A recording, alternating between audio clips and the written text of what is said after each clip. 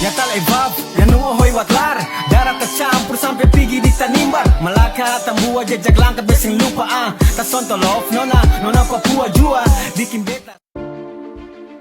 Bayangkan, berjuang untuk sesuatu yang begitu Anda yakini, hanya untuk kemudian melihat kisah perjuangan itu dihapus dari buku-buku sejarah.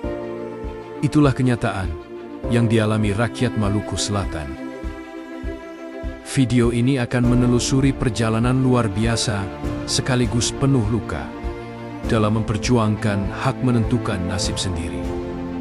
Mengungkap lapisan terdalam dari sejarah Indonesia yang jarang diceritakan. Anda tidak hanya akan mempelajari sejarah, Anda akan merasakannya. Di persimpangan samudra, terletak gugusan kepulauan yang pernah membuat dunia berdesah kagum Maluku, yang dahulu dikenal sebagai Kepulauan Rempah. Dari cengkeh hingga pala, kekayaan alamnya menjadikan tanah ini bukan sekadar wilayah tropis, melainkan sebuah hadiah geopolitik yang diperebutkan bangsa-bangsa besar, namun jauh sebelum kapal asing berlabuh. Maluku sudah memiliki kisahnya sendiri. Kerajaan-kerajaan kecil, komunitas pesisir, hingga jaringan perdagangan lokal telah menciptakan mosaik budaya yang kaya dan beragam. Dari tradisi musik dan tarian hingga ikatan pela, gandong yang menandai solidaritas antar kampung. Maluku adalah rumah bagi pluralitas yang hidup.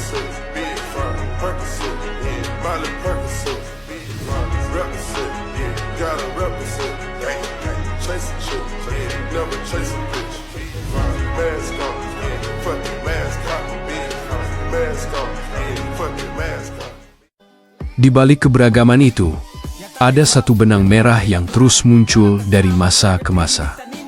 Cita-cita untuk menentukan nasib sendiri.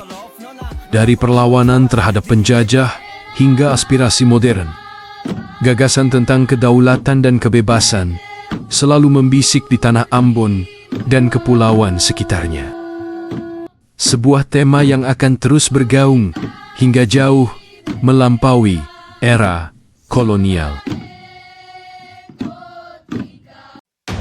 Pasca Perang Dunia II, Nusantara memasuki babak baru yang penuh gejolak. Indonesia yang baru saja memproklamasikan kemerdekaannya tahun 1945 harus menghadapi kembalinya Belanda yang berusaha merebut kembali kekuasaan. Pertempuran diplomasi dan senjata berlangsung, hingga akhirnya melalui konferensi meja bundar 1949, lahirlah Republik Indonesia Serikat RIS, sebuah kompromi politik yang menggabungkan republik dan negara bagian buatan Belanda. Namun, kompromi itu jauh dari stabil. Banyak wilayah merasa identitas dan aspirasi mereka terabaikan dalam struktur negara baru. Maluku Selatan adalah salah satunya.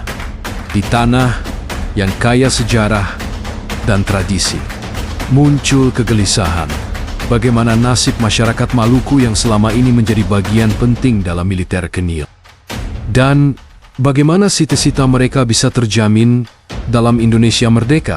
Jawaban itu datang pada 25 April 1950, ketika Republik Maluku Selatan RMS diproklamasikan di Ambon, dipimpin oleh tokoh-tokoh seperti Dr. Christian Somokil. We stand today at the dawn of a new era, an era of freedom, an era of self-determination. RMS lahir dari keyakinan bahwa rakyat Maluku berhak menentukan jalannya sendiri. Bagi mereka, ini bukan sekadar politik, melainkan sebuah perjuangan untuk menjaga martabat, identitas, dan masa depan komunitas. Arsip foto dan cuplikan dokumenter dari masa itu menunjukkan wajah penuh optimisme, bendera berkibar, masyarakat berkumpul, dan sebuah keyakinan bahwa mereka tengah menulis bab baru dalam sejarah. Sebuah mimpi yang lahir dari semangat kebebasan. Meski jalan ke depan penuh tantangan dan ketidakpastian. Proklamasi RMS pada April tahun 1950 segera mendapat respon keras dari pemerintah Indonesia. Dalam upaya menjaga keutuhan negara yang baru berdiri, tentara dikirim ke Ambon dan Maluku Selatan. Pertempuran pun pecah, meninggalkan jejak luka yang dalam di tanah yang semula dipenuhi harapan. Bagi masyarakat sipil, konflik ini berubah menjadi tragedi. Rumah-rumah terbakar, keluarga tercerai-berai, dan rasa takut menghantui kehidupan sehari-hari. Bukan hanya pertempuran yang menghancurkan, tetapi juga konsekuensi politik. Banyak warga Maluku, terutama yang terkait dengan KNL, kehilangan tempat di tanah air mereka sendiri. Gelombang eksodus pun terjadi. Ribuan orang Maluku dibawa, sebagian besar secara paksa ke Belanda. Apa yang dijanjikan sebagai penempatan sementara ternyata berubah menjadi kehidupan diaspora yang panjang, jauh dari tanah leluhur. Dalam arsip sejarah, ada kesaksian yang mengguncang hati. Perang yang jarang disebut dalam buku sejarah ini bukan hanya tentang senjata dan politik, tetapi tentang hilangnya rumah, identitas, dan rasa memiliki.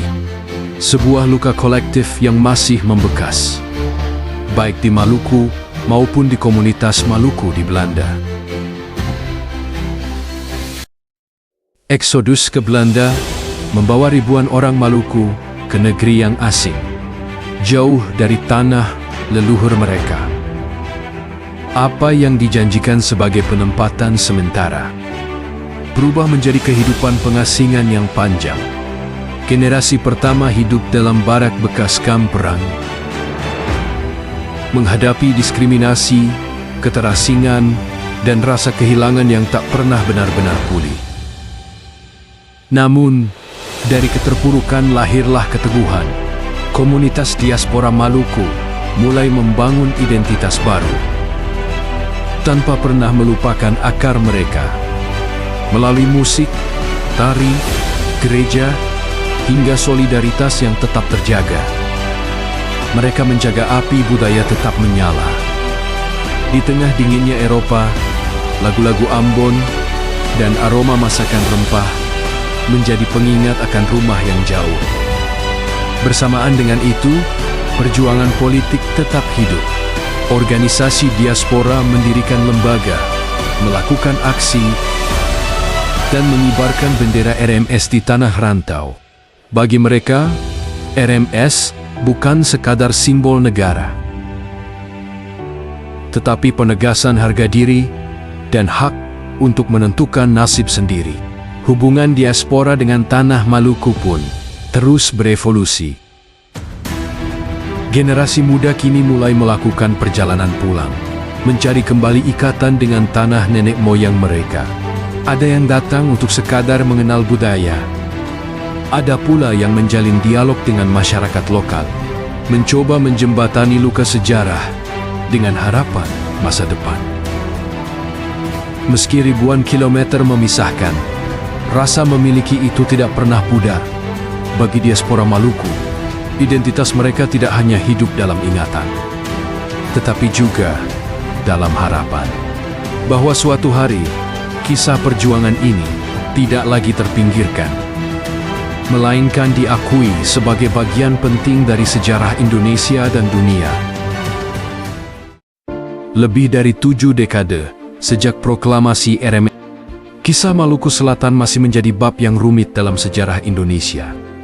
Secara politik, RMS tidak diakui oleh negara, dan wacana penentuan nasib sendiri jarang muncul dalam ruang resmi. Namun di balik diamnya politik formal, gaung perjuangan itu masih terdengar, baik di tanah Maluku maupun dalam komunitas diaspora. Isu ini juga menyisakan pertanyaan besar tentang hak asasi manusia dan rekonsiliasi sejarah. Generasi yang pernah menyaksikan konflik kini menuntut agar luka masa lalu diakui, bukan disembunyikan. Bogi Sabajian, ini berarti pengakuan terhadap penderitaan eksodus. Bagi Yang Lane, kesempatan untuk membuka dialog yang jujur antara negara dan rakyat Maluku. Namun kenyataannya, jalan menuju rekonsiliasi tidak mudah. Isu RMS masih kerap dianggap sensitif, bahkan tabu. Padahal, mengabaikan sejarah hanya memperpanjang bayang-bayang trauma. Hari ini, generasi muda Maluku baik di Indonesia maupun di Belanda berdiri di persimpangan antara menjaga warisan perjuangan atau menafsirkannya ulang untuk masa depan. Pertanyaan yang muncul adalah, apakah Indonesia berani mengakui Bob-Bob terlupakan ini? Dan apakah Maluku Selatan akan menemukan ruang yang adil dalam narasi bangsa? Sebab, mengingat bukan sekadar mengenang masa lalu, tetapi juga memastikan bahwa sejarah yang terpinggirkan tidak lagi terhapus. Masa depan Maluku, dan mungkin juga Indonesia, bergantung pada keberanian untuk mendengar bisikan-bisikan yang telah lama dibungkam.